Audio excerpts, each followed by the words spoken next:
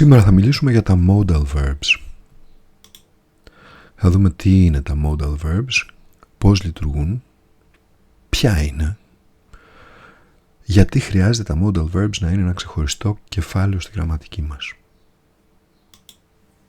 Ας αρχίσουμε με το ποια είναι τα modal verbs.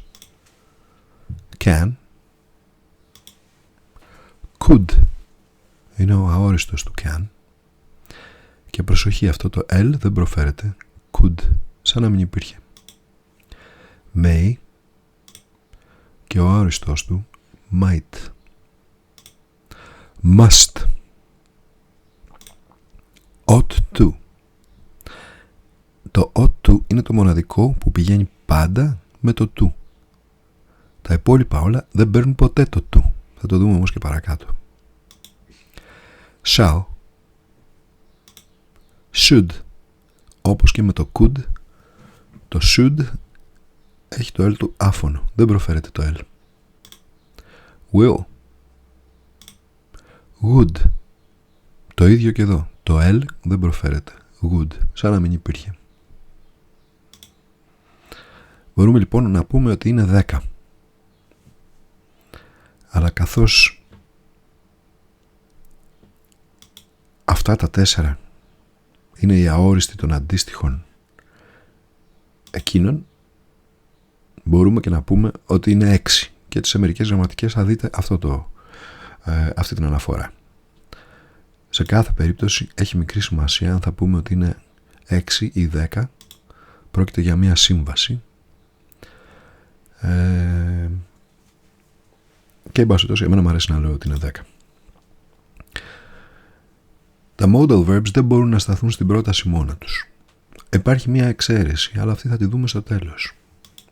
Χρειάζεται πάντα να συνοδεύουν ένα άλλο ρήμα. Και πάνω σε αυτό το ρήμα επιδρούν. Σε αυτό το ρήμα δίνουν άλλο νόημα. Του δίνουν το νόημα της προτροπής, της παρότρινσης, της συμβουλής, της πιθανότητας να συμβεί κάτι, της ανάγκης ή της υποχρέωσης, ακόμα και της σοβαρής ηθικής υποχρέωσης για κάτι. Ή μπορεί απλά να είναι ένα αίτημα για άδεια. Ένα αίτημα που εγκρίνεται ή ένα αίτημα που υποβάλλεται ή και ένα αίτημα που απορρίπτεται. Ένα αίτημα που δεν μπορεί να δοθεί. Δηλαδή δεν μπορείς να κάνεις κάτι. Η άρνησή τους. Στα modal verbs αλλάζει το mode, η διάθεση. Γι' αυτό και λέγονται modals. Αλλάζει η διάθεση που εκφράζεται μέσα από το βασικό ρήμα, μέσα από τις λέξεις. May I offer you a cup of coffee? Μπορώ να σας προσφέρω ένα καφέ? Could I be of assistance? Μπορώ να βοηθήσω?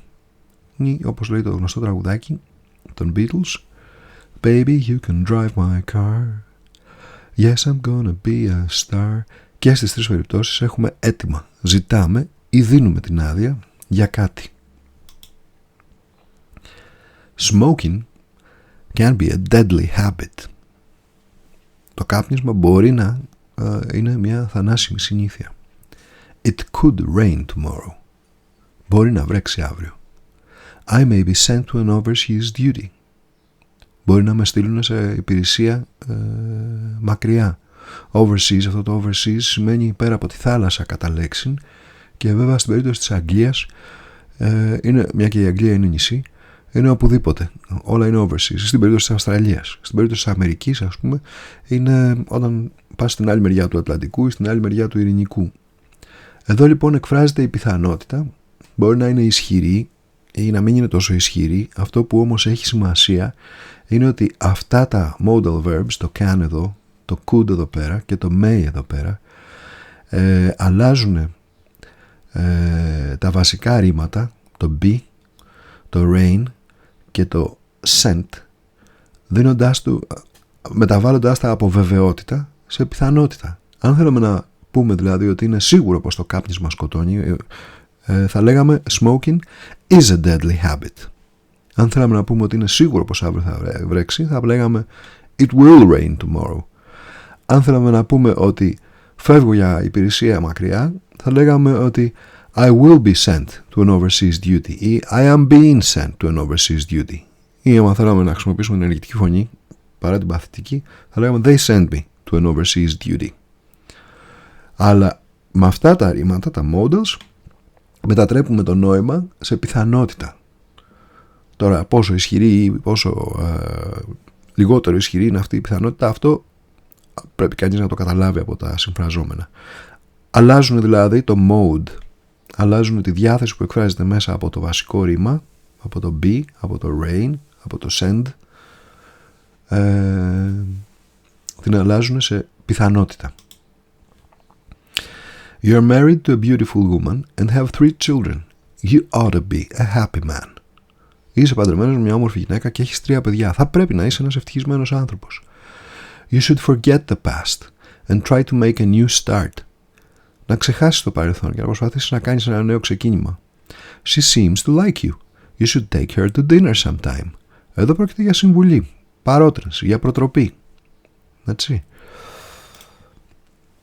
You must drive slowly in front of a school. You shouldn't smoke in front of others. You must ask me first if you want to use my computer. Πρέπει να οδηγάς αργά μπροστά από ένα σχολείο, όταν περνάς μπροστά από ένα σχολείο. Δεν μπορείς να καπνίζεις μπροστά σε άλλους που εννοείται που δεν καπνίζουν. Άμα καπνίζετε όλοι, τότε ντουμανιάστε το. Καλό είναι κανείς να μην καπνίζει. You must ask me first if you want to use my computer. Πρέπει να με ρωτήσεις πριν χρησιμοποιήσεις το κομπιούτερ μου. Δεν μπορείς να άρχισεις να χρησιμοποιήσεις το κομπιούτερ μου χωρίς να με ρωτάς. Ηθική υποχρέωση,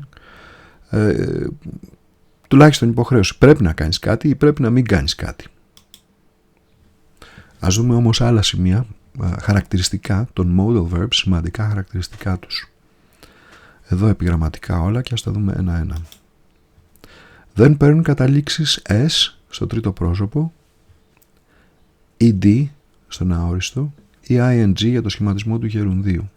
Δεν μπορείς δηλαδή με αυτά τα ρήματα να πεις she cans, αυτή μπορεί, she musted, αυτή έπρεπε, they shouldn't, αυτή πρέπει. Αυτά είναι λάθος και πολύ λάθος. Προηγούνται πάντα του ρήματος. He ought to give an explanation. Το ρήμα το βασικό της πρότασης είναι το give. Το ought to μπαίνει σαν βοηθητικό ρήμα και συγκεκριμένα modal του αλλάζει το mode. Έτσι. Και ενώ το give σημαίνει δίνω, το ought to σημαίνει πρέπει να δίνω. Άρα οφείλει μια εξήγηση. He ought to give an explanation. Δεν χρησιμοποιούν ποτέ το to, εκτός φυσικά από το ought to που το χρησιμοποιεί πάντα. I must to travel alone this time. Αυτό είναι λάθος. Δεν μπορείς να το πεις. Το to δεν πηγαίνει με το must. Δεν χρειάζονται το do για να σχηματίσουν τον ερωτηματικό τύπο. Do I can offer you a glass of water? Αυτό δεν μπορείς να το πεις. Αντί για αυτό θα πρέπει να αλλάξει θέση το υποκείμενο με το modal verb στον ερωτηματικό τύπο και να πούμε Can I offer you a glass of water? Η κανονική κατάφραση θα ήταν I can offer you a glass of water. Μπορώ να σας προσφέρω ένα ποτήρι νερό. Η ευγενική ερώτηση Can I offer you a glass of water? Και τώρα να δούμε την εξαίρεση που είπαμε προηγουμένως, που είπαμε ότι δεν πηγαίνουν μόνα τους. Έτσι. Could you please turn off the lights on your way out? Λοιπόν, δεν πηγαίνουν μόνα τους, εκτός και αν το έδαφος έχει ήδη προετοιμαστεί. Αν ο συνομιλητής μας ξέρει κιόλας γιατί μιλάμε. Δυστυχώς μόνα τους δεν θα έβγαζαν νόημα. Αν λοιπόν υποβάλουμε την ερώτηση στο συνομιλητή μας Could you please turn off the lights on your way out? Θα μπορούσες να σβήσεις τα φώτα καθώς βγαίνεις? Τότε αυτός μπορεί να απαντήσει Yes I could. Να μην χρησιμοποιήσει δηλαδή το βασικό ρήμα, αλλά να χρησιμοποιήσει μόνο το βοηθητικό. Yes I could. And I will. Ξανά, μόνο το βοηθητικό.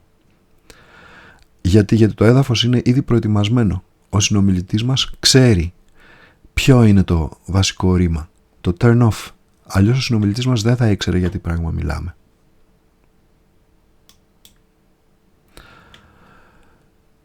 Μην ξεχάσετε να δείτε και να ακούσετε περισσότερα παραδείγματα αυτών των ρημάτων κλικίζοντας στη σελίδα μας στο modal verbs. Και στο τέλος βέβαια να πάρετε και το quiz. Κλικίζοντας στη σελίδα, πηγαίνοντας σε αυτή τη διεύθυνση. Βέβαια η θεωρία λέει τα ίδια, αλλά εδώ πιο κάτω, εδώ, αν κλικίσετε αυτά τα ρήματα, θα έχετε την ευκαιρία να δείτε περισσότερα παραδείγματα της χρήσης τους, φυσικά με τις μεταφράσεις στα ελληνικά, και ακόμα να τα δείτε και στο YouTube, κλικίζοντας αυτό το εικονίδιο, να ακούσετε δηλαδή πώς προφέρονται την προφορά τους.